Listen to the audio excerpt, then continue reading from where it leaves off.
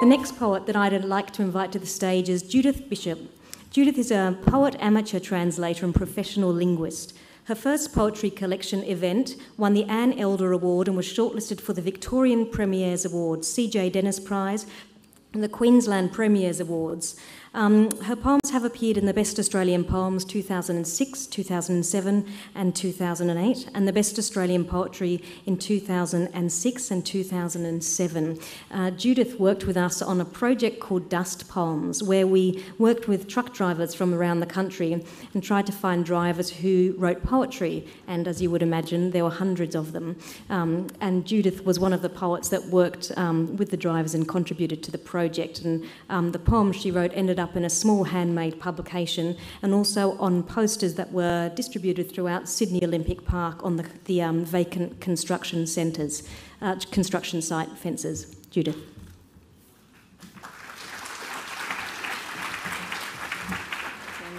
Thanks so much, Jo, for that for the invitation to come tonight, and it's amazing to see so many people gathered to share poetry. It's wonderful.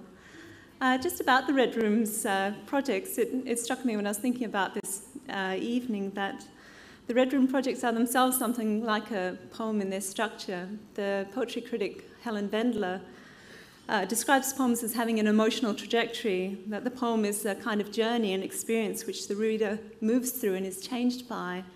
And it seems that that's often the effect of the kind of projects that the Red Room puts on. Certainly that was the case for me with the Dust Poems project.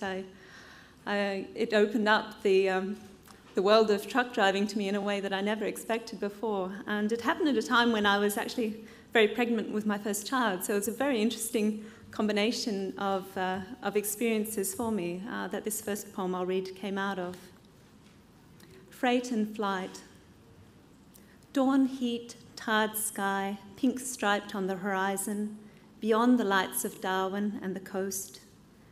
My rig sails into this air as though weightless, 2 cars tall, like a low-flying plane, skimming the highway at the leaf height of the woolly butt, dust clouds streaming, gauges twitching to the forces, gently carrying me seated, like a gull wafted by a thunderstorm. Driving the speed double, I'm as lusty as Apollo when he hitched his shining chariot to the sun. All the dazzlement of power focused in the steering column, fierce stars arrowing from the polished bull bar, and a load that could crush me 100 times over, but follows me docile as a cloud. So I wrote this poem from the perspective of the truck driver, but what was interesting to me was that with the experience of my newborn baby and thinking about the immense power of the machine that trucks are, these two things came together in this poem, and thinking about the vulnerability of the truck driver. And when I was thinking about this evening again, the idea of vulnerability was something that for me is very connected with sharing.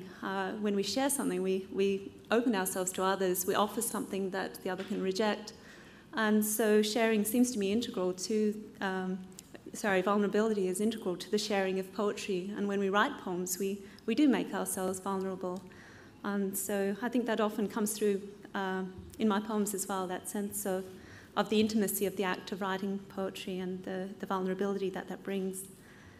The second poem I'm going to read, I only have 2 tonight, is a poem about greeting rather than sharing, but I was thinking that the two acts, sharing and greeting, share something in common, which is that they both acknowledge the existence and the importance of another person.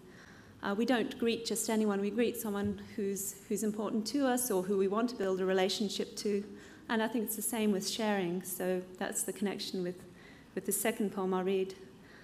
And but this poem has a bit of a difference. It has an epigraph from the poet Theodor Roethke, who wrote, "I could say hello to things." And by things, Roethke meant living things like trees or the rose bushes that he loved. So it's an interesting idea there that the idea of greeting some other living thing is a way of acknowledging, I guess, its existence and presence and importance to us. I'll say a bit more about that at the end. I'll read the poem. Saying hello to things. 1. The hand's action when it comes, formal, yet never once the same, awkward sometimes, sometimes half withheld, from the sunlight of the brain makes a shadow of intent.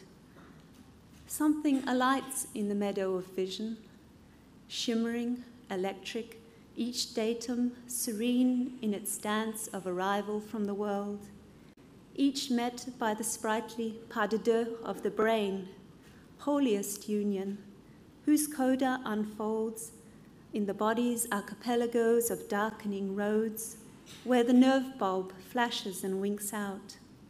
From a light beyond knowledge, the mind says hello, and we echo it in our shadow world. 2. Does the tree return her greeting when a child says hello? Something happens in the interval of love. It must, for though the air is unmoved, time opens and floats like the seeds of a dandelion clock. Then call the tree by its name. Like the unicorn, it steps into your mind and will remain.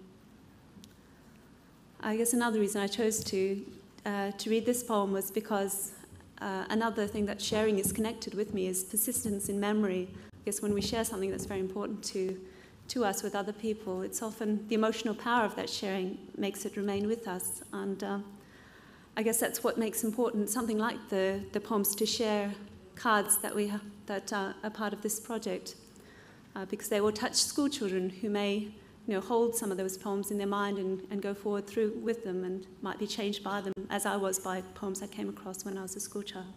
Thank you.